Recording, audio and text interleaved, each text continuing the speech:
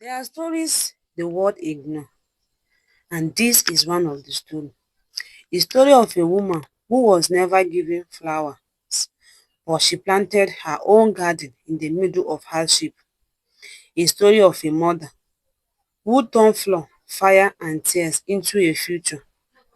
Her name was Amaka, a quiet woman, not loud, not troublesome, not demanding, but strong in a way that life forces her to be. She lived in a small compound house at the edge of a town with her husband, Chinedu. At first, life seems normal, simple but peaceful until the births began. Their first child was a girl. Chinedu smiled that day, though not fully. Next one will be a boy, he said. Amaka didn't think much of it. She held her baby close, whispering, "You are enough. At least I am not barren." The second child came, another girl. This time, Chinedu's smile faded quicker. His mother began to visit more often. Her words were sharp. "Are you sure this woman knows what she's doing?" Amaka stayed silent. The third child came, a girl again. Now, the house was no longer peaceful. Chinedu stopped coming home early. He stopped holding the children, stopped speaking to Amaka with kindness.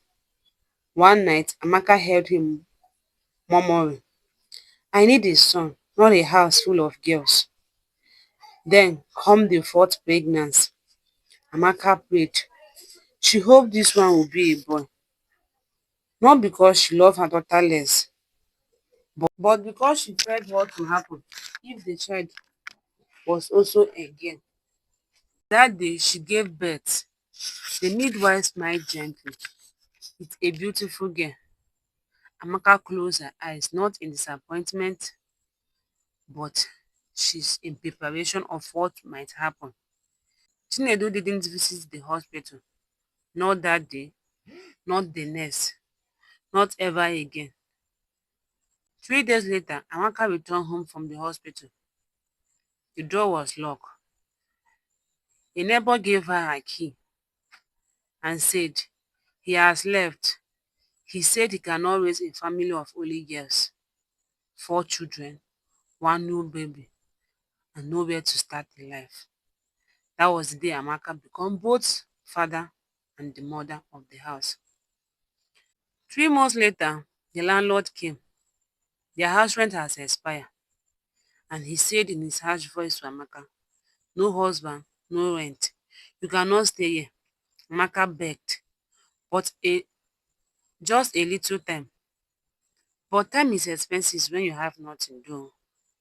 As fate may have it, they were thrown out.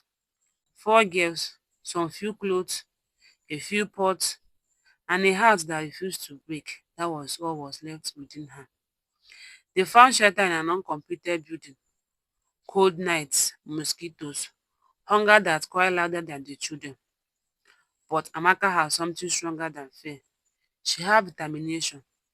One morning, she gathered the little money she had left, bought flour, sugar, a small bottle of oil, and borrowed a stove from a kind woman nearby. That was the beginning. Pancake. Simple, round, golden, and her survival. She wake up at 4 a.m. every day. While the world slept, Amaka walked, missing butter in the dark, fanning fire with tired hands, flipping pancake like her life depend on it, because it does. Her children wake up to the smell, not always enough to eat, but enough to hope. She carried a tray on her head, walked from street to street. Hot pancake, fresh pancake. Some people ignore her, some people mocked her. A whole woman like you selling pancake. But some bought though, and that was just enough. Every coins they had mattered. Every sale mattered. Every day they survive matters to them. Her daughters grew, not with luxurious, but with love. The eldest, Amaka, become her helper, watching her younger sisters, learning quickly what childhood never allow her to fully enjoy. The second child, if Naya, was quiet, always observing, always thinking. And the third child, she had her laughter. Even in hunger, she laughed. She became the light of the house. The youngest, little Zara, the baby her father never saw. She grew up hearing stories, not of abandonment, but of strength. Years passed. Pancake become more than survivor. It become a business. A small table replaced the tree. A small shade replaced the roadside. Customers began to know her. Go to Amaka, her pancake are the best. Her daughters went to school, not private school though, but they went and they excelled. There were nights Amaka cried silently. The money wasn't enough. When sickness come, when exhaustion almost broke her. But every time she looked at her daughter, she stood up again. She just prayed to God, God, just give me strength, she whispered. And strength came, not easily, but years turned into more years. The uncompleted building become a small rented room. The small rented room become a better house. The pancake business become known across the area. The first graduate in the family. Amaka sat in the crowd, tears running down her face. Not because she was sad, but because she remembered the night she almost gave up. If I have stopped, she whispered, this moment wouldn't have existed. If Naya followed, scholarship student, top of her class.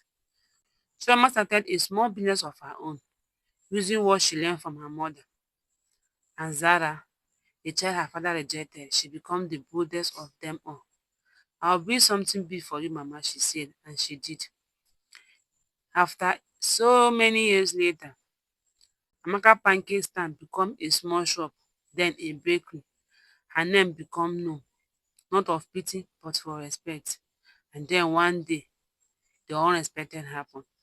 A car stopped in front of her shop. A man stepped out, older one. Life has not been kind to him either. It was Chinedu. He stood there unsure. He stood there unsure, ashamed, broken in different way. I heard about you, he said slowly. Amaka looked at him. No anger, no shouting, just peace. I made a mistake, he continued. My new wife, she gave me daughters too. He laughed bitterly. All girls. I thought leaving you would solve my problem. He looked down. But it only showed me that but it only showed me who I really was. Amaka didn't respond immediately. She looked at her, she remembered her daughters, strong, successful, and whole. And she said, you didn't destroy us, you freed us. And that was the last thing she said to him. Because some people don't deserve a second chapter in your story, only a lesson. Today, people still buy pancakes, but they are not just buying food, they are buying a story. A reminder that strength is not loud, that a woman giving nothing can still build everything. And somewhere in that shop, there's always a quiet prayer, not for wealth, not for revenge, but for strength. The same strength that turned pancake into purpose. And if you are feeling like giving up, remember Amaka, the woman who has nothing but refused to become nothing.